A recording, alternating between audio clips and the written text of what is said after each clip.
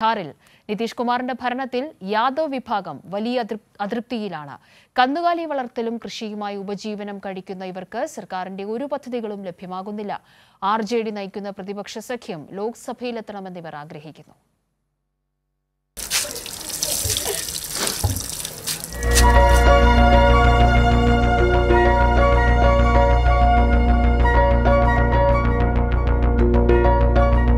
ബീഹാറിന് പ്രധാനപ്പെട്ട മറ്റൊരു വോട്ട് ബാങ്കാണ് യാദവ് വിഭാഗം. എന്തായാലും നിതീഷ് കുമാർ സർക്കാരിൻ്റെ ഈ ഭരണത്തിൽ യാദവ് വിഭാഗത്തിന് വളരെ വലിയ അതൃപ്തിയിലാണ്. അവരുടെ പ്രധാനപ്പെട്ട ഉപജീവന മാർഗം എന്ന് പറയുന്നത് ഇത്തരത്തിൽ പശുക്കളും കന്നുകാലി വളർത്തലുമാണ്. എന്തായാലും ഇവർക്ക് പറയാനുള്ളത് എന്താണെന്ന് നമുക്ക് കേൾക്കാം.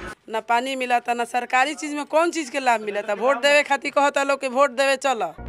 കന്നുകാലി വളർത്തലാണ് യാദവ് സമുദായത്തിന്റെ മുഖ്യ തൊഴിൽ. മിഡിൽ ക്ലാസ്സിൽ പെടുന്നവരാണെങ്കിലും ഇവരുടെ ജീവിതം ഇന്ന് ദുരിതപൂർണമാണ്. RJDയിൽ നിന്നും അധികാരം നഷ്ടമായതോടെ യാദവന്മാരുടെ നല്ല കാലവും അവസാനിച്ചു.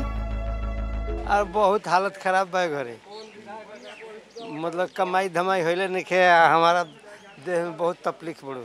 दीदी आपका घर इधर में घर? हाँ, घर सब भस गइल बा. घर में शरण बा. सरकार घर से मत पैसा पास भई रहे. ഈ പശുത്തൊഴുത്ത് തന്നെയാണ് ഇവരുടെ ഈ ഒരു വീടെന്ന് പറയുന്നത്. കാരണം ഇത് മുൻപിൽ പശുത്തൊഴുത്ത്, പിന്നെ പുറകിൽ ഇവരുടെ വീട്. ഇത്തരത്തിലാണ് ഇവരൊരു ജീവിതം എന്ന് പറയുന്നത്. ഇവർ പറയുന്നത് ഇവിടെ വലിയൊരു മാറ്റം, നിതീഷ് കുമാർ സർക്കാരിൻ്റെ മാറ്റം വേണം എന്ന് തന്നെയാണ്. നരേന്ദ്രമോദിയുടെ വികസന വാഗ്ദാനങ്ങളിലും നിതീഷ് കുമാറിന്റെ സംസ്ഥാന ഭരണത്തിലും ഇവർ തൃപ്തരല്ല. बीजेपी के शासन में मेरे गांव में कुछ नहीं होता है.